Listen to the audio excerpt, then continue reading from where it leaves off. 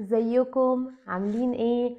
بصوا بقى النهارده انا جايبه لكم وصفه لكل عشاق المكرونه، خصوصا اللي بالوايت صوص. هنعمل كده وصفه رايقه سهله، مش هتاخد معانا وقت، وبجد طعمها خطير. هنعمل مكرونه بمكونات البيتزا، يعني العشاق البيتزا والمكرونه عملنا لكم طبق واحد.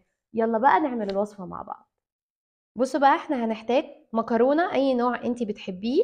هنحط كمان معاها فلفل اخضر، طماطم متقطعة، زيتون، سوسيه. ده طبعا اختياري، حطي اي حاجة عندك بتحبيها. اول حاجة هنسلق المكرونة في مية سخنة. هنحط معلقة ملح كبيرة، وهنسلق المكرونة بتاعتنا 3/4 سوا. انا حطيتها حوالي 5 دقايق لان لسه المكرونة هتكمل معانا سوا في باقي الوصفة. هنزل بمعلقه سمنه كبيره، طبعا لو انت ما عندكيش سمنه استخدمي الزيت عادي مفيش مشكله. هنزل بقى بمكعب المرقه واشوحه كده، وبعدين انزل بالسوسيه بتاعي اقلبه في السمنه والمرقه لحد ما ياخد لون ويستوي عندي. عايزه اقول لكم ان طعم المرقه مع السوسيه بجد بيخليه حلو قوي. بعدين نزلت برشه فلفل اسود وفضلت اقلب لحد ما السوسيه اخد لون. بعدين هنزل بالخضار بتاعي، الفلفل الاول هديله برده تقليبه كده صغيره، وبعدين هنزل بالطماطم بتاعتي. اهم حاجه وانتي بتسوي الخضار ما تسويهوش قوي عشان ما يتهريش وما يبقاش باين في المكرونه، يا دوبك تقليبه كده واحده ياخد من طعم التوابل اللي موجوده. بعد كده هنزل بالمكرونه بتاعتي على الخلطه دي. هنقلب بقى المكرونه كويس جدا. كنت عايزه اقول لكم ان انا كنت حاطه الحله على نار متوسطه، تخلوش النار عاليه عشان الحاجه ما تستويش بسرعه، فخليكوا كده شغالين على نار هاديه. بعد ما قلبنا بقى المكرونه هنزل هنا برشه ملح، بس ما تزوديش الملح لان لسه هنحط زيتون عشان ما تبقاش حادقه معاكي. هنقلب هنا الملح وننزل بقى بالزيتون بتاعنا. الزيتون مش بياخد سوا خالص على النار، فما تحطيهوش من بدري.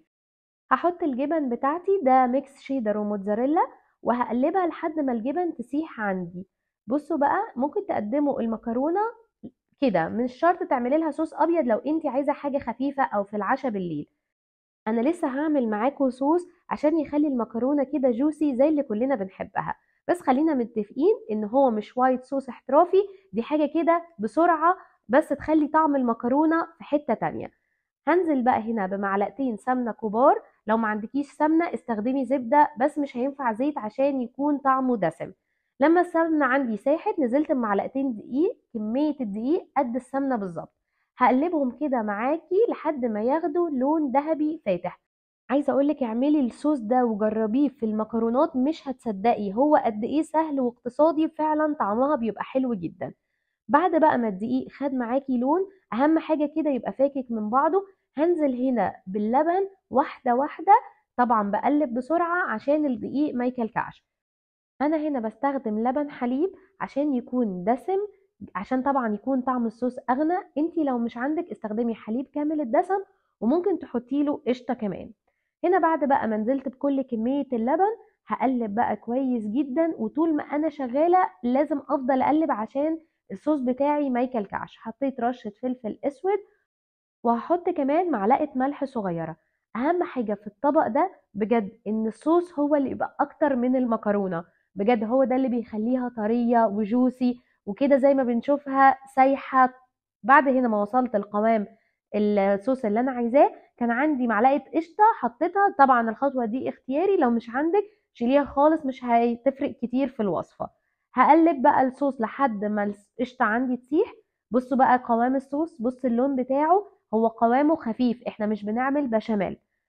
هنزل بقى بالصوص الابيض بتاعي على المكرونه واقلبها كده لمده دقيقه مش اكتر عشان الصوص ما يتقلش، بس المكرونه تاخد كده من طعم الصوص بتاعي. في بايركس بقى، طاجن، اي صينيه عندك انزلي بقى بالمكرونه وافرديها كده كويس. بصوا شكلها يا جماعه بجد خطيره، قد ايه دايبه الصوص كده خطير. يلا بقى نحط على وشها اي نوع جبن عندك. انا استخدمت نفس الميكس اللي انا حطيته، الشيدر والموتزاريلا. طبعا كل ما هتكتري الجبن كل ما هتبقى احلى. طبعا انا عايزه اقولك ان الخطوه دي اختياريه، يعني ممكن تقدميها بس بالصوص الابيض، بس انا حبيت اضيف عليها الجبن بتديها كده شكل. حطيتها تحت الشوايه لحد ما الجبن تسيح عندي. بس خلاص خلصنا وصفة النهاردة، شفتوا سهلة ازاي؟ بس بجد كده حاجة فخمة زي اللي بناكلها كده بره. عايزة اقول لكم المكرونة دايبة كده في الصوص، طرية جدا. عارفين زي ما بنشوفها كده في المطاعم وتبقى سخنة، هي فعلا المكرونة دي كده. عملتي كده ميكس بين البيتزا والمكرونة من غير بقى ما عجنتي ولا وقفتي كتير. حطيت رشة بقدونس وكمان رشة زعتر ناشف، بتدي طعم حلو جدا في المكرونة. وصفتي النهاردة اختراع بجد، لازم يتجرب، من كتر حلاوته مش هتصدقوا. اعملوا الوصفة وقولولي رأيكم، ولو عجبتكم ياريت تسيبولي في التعليقات. بجد بحبكم جدا وبستنى دعمكم وتشجيعكم ليا دايما.